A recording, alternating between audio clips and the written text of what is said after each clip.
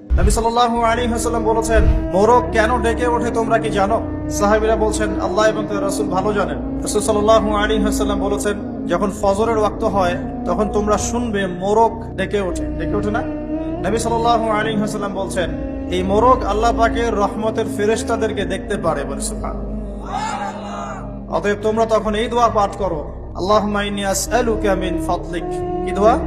আল্লাহুম্মা ইন্নী আসআলুকা মিন ফাদলিকা। এই দোয়াটা পড়বেন সকালবেলা। তো যে রহমতের ফেরেশতা একটা মোরগ দেখতে পারছে, আমি দেখতে পারছি না, তাহলে আমার দৃষ্টির সীমাবদ্ধতা জানান দিচ্ছে একটা মোরগ।